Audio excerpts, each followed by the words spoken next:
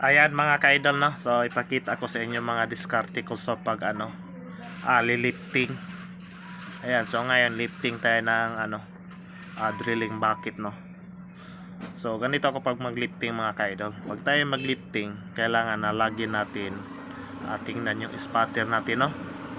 Habang siya ay nagtali, wag natin galawin yung bucket, no. Baka naman maipit yung daliri, sigurado putol daliri niyan. Pagkatapos man yan, antayin natin siya nagka-signal sa atin.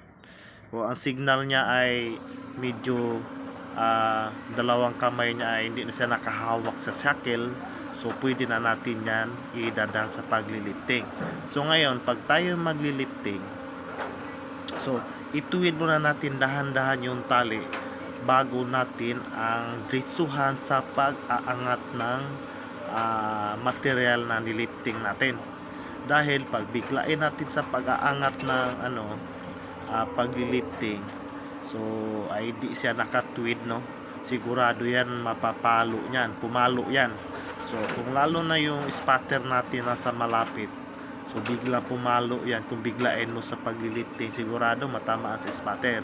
So ganito yan, para malaman natin na safe tayo. Kung gaano man kataas yung nilifting natin, ganun din kalayo ang distance ng spatter natin. So lagi natin ipaliwanag natin sa spatter niyan. Kahit man yan sila may mga training, alam ko may mga training naman mga yan, pero mas maganda na matraining din sila sa actual. Ayan, so kung gaano kataas yung nilifting natin at ganito din siya kalayo sa distance, ay hindi na yan basta-basta maabot. Yan, no? So pag dito naman sa cabin, pag tayo maglilifting, wag muna natin na tingnan natin sa cabin natin ang distance pati yung nilifting natin. Kung sakaling man ay magalaw o di na tayo maabot, yun ang pinakamahalaga dyan. So before tayo magalaw, maglilifting, ganito, so kaliwat kanan tayo tumingin sa taas. Malay natin may mga wire, no. Okay lang kung yung mga wire na may mga balot, kung walang balot sigurado yan, delikado talaga yan, no.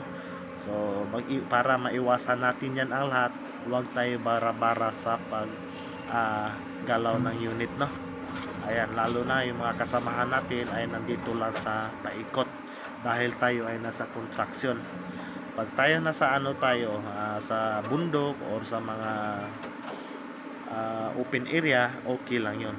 Tulad dito sa amin, so sa grupo namin 25 kami katao, so yung mga kasamahan natin nandito lang sila ikot sa paligid. So kailangan mag-ingat lagi tayo, lalo na pag sa tayo panggabi, dahil kami dito may panggabi, may disip. So tuwing linggo o 2 weeks panggabi, 2 weeks din pang araw. Ayan, pag sa panggabi naman, ako umasa lang talaga sa spatter. O ano man ang signal, sinyas ng spatter, yun ang susundin ko. Kaya nga pag dito sa kilid ng salamin ko, may bukas yan mga 1 inches, para lang pag mayroon man magsigaw sa atin, marinig natin.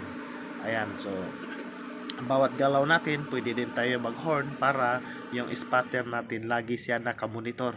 Lalo na pag sa likod, pag sa gabi yan, di talaga makita yan, wala kang makita yan, maliban dito sa side mirror natin, makita yon. Pero yung ball natin sa kabilang kanan ay hindi na talaga makita yan. Okay lang yung unit kung mayroon namang kamera, okay yun pag may kamera sa gabi, dahil ang blind spot natin nandito lang sa kanan. So sa kaliwa, pwede na naman natin silipin yun, o hindi man natin masyado makita, pwede naman ilabas yung liig natin sa kabilang kaliwa.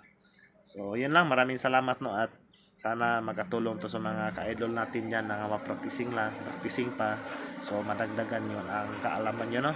So patuloy-tuloy lang ang mga suporta natin para tuloy-tuloy din tayo magbigay sa mga tips natin, no. At maraming salamat rin sa mga suporta nyo mga ka-idol. So yun lang, maraming salamat, no. God bless you all, at ingat lagi sa ating mga trabaho araw-araw.